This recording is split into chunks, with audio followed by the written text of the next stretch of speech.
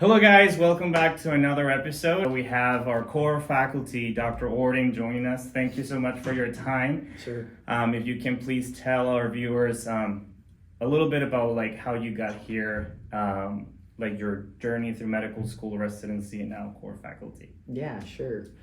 I'm a Chicagoland native and have been for a long time. As a kid, I was kind of interested in neuroscience, and so went to undergrad for neuroscience, interested in the mind and that kind of thing.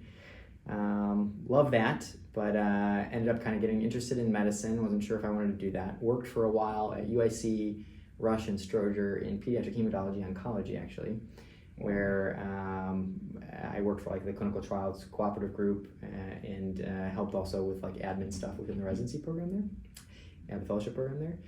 And loved those people and kind of ended up really reaffirming that I wanted what my physician mentors had. And so ended up applying to medical school, went to Rush Medical College, also in Chicago, in and around Chicago. And did that for a while, did residency out in the suburbs at Advocate Christ Medical Center, mostly because I wanted to stay local. And ended up here as Associate Program Director for Internal Medicine. And we also have the COVID Recovery Clinic, which I think we'll talk a little bit about in the future. We'll talk about it as well. We appreciate having, very young, fresh core faculty because a lot of ideas and innovation come from usually those that are, fresh out of school and they want to save the world. So how did this whole COVID Recovery Clinic went from idea to actual actionable? Yeah, sure. Really good question.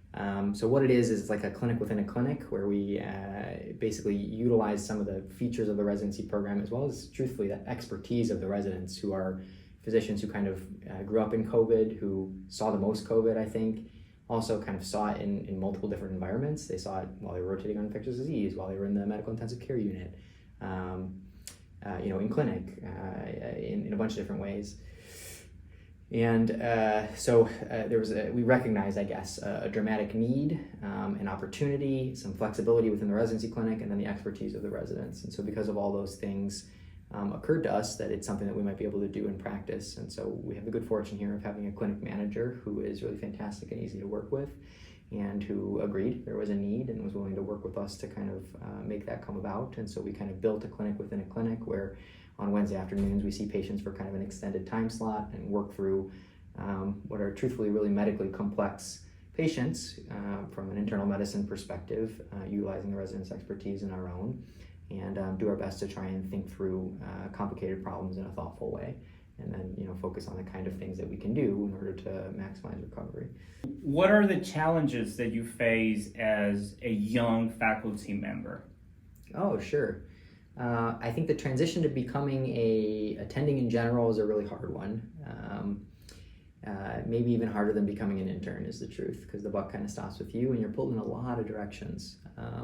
So I think figuring out the kind of balance of how to spend your time doing the clinical stuff, doing the administrative stuff, doing the teaching stuff, and then also doing research stuff or academically interesting things.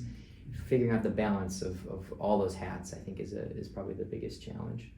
I think also there's a little bit of a desire that everybody fights with to maybe lean back is the truth, because you've been in training for so long and working so hard for so long.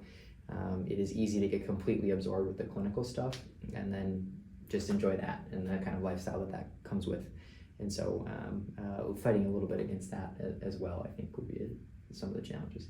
Now, for those that are very interested in academic medicine and they want to teach and make their careers about teaching, what would you recommend them to do as they progress throughout residency, whether they match at a community hospital or whether they match an academic institution?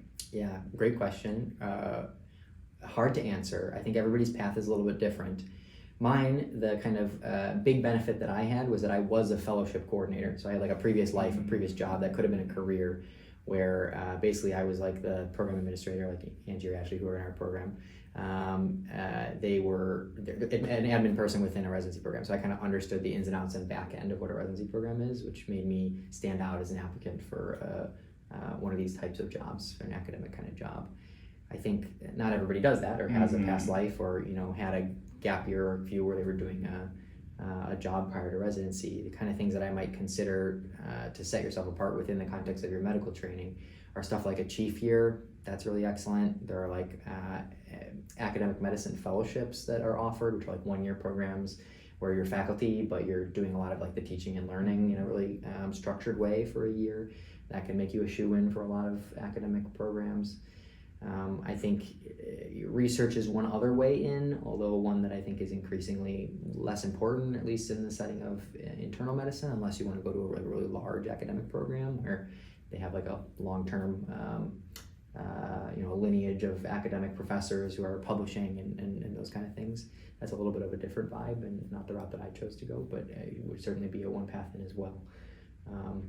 And honestly, just staying interested and passionate about it. I think if you can speak in a really thoughtful, educated way about how much you love it and the kind of things that you've done along the way, express that love or invest in that love of teaching and of learning, even if you don't have a lot of stuff on your CV that differentiates you, when you go to that interview, people see that. So, just staying connected to that desire to that desire and passion to do it. Yeah. The teaching. The other day when I was interviewing Dr. Torres, this is something that I appreciate about our core faculty is that they feel passionate and they're here because they love to do what they do. For those that are, working on the research curriculum and they're not necessarily hooked within their hospitals to kind of produce tons of research to become competitive.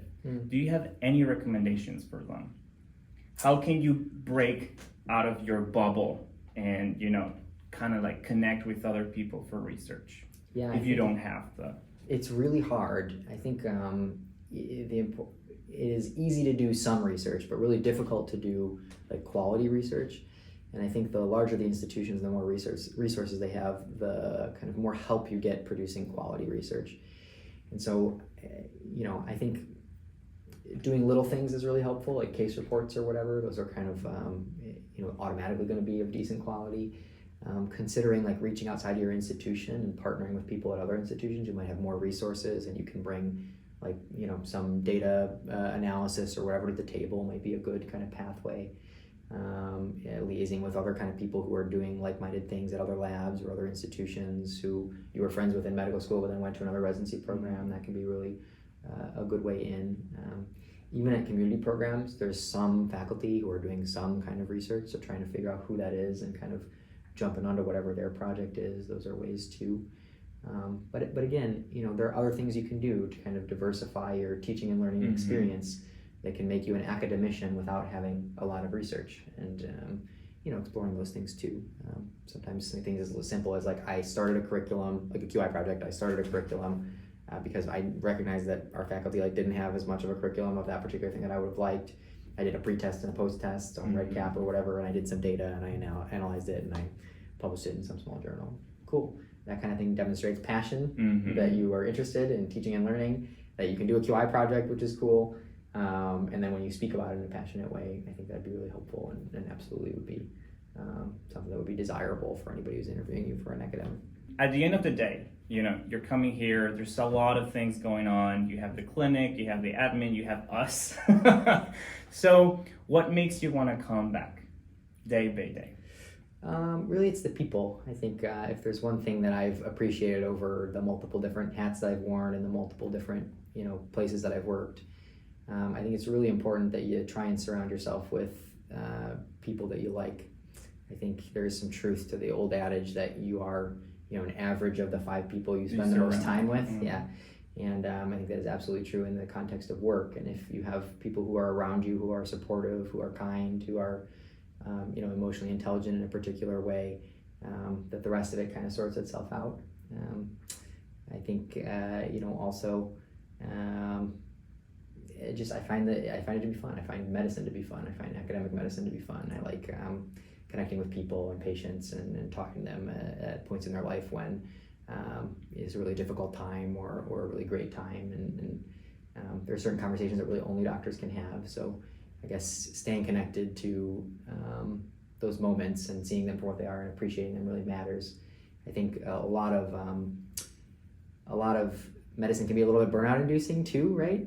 There's like multiple systems at play vying for your interest. There's lots of psychosocial dynamics. There's lots of metrics that you're followed for. Sometimes there's really difficult conversations and difficult outcomes that can really burnout inducing. And so if you do a good job of kind of staying connected to that why, staying focused on the things that really fulfill you and seeing them for what they are and not forgetting about those, I think that keeps you coming back too. Alrighty, thank you so much for your time, Dr. Ording. It was a pleasure. My pleasure.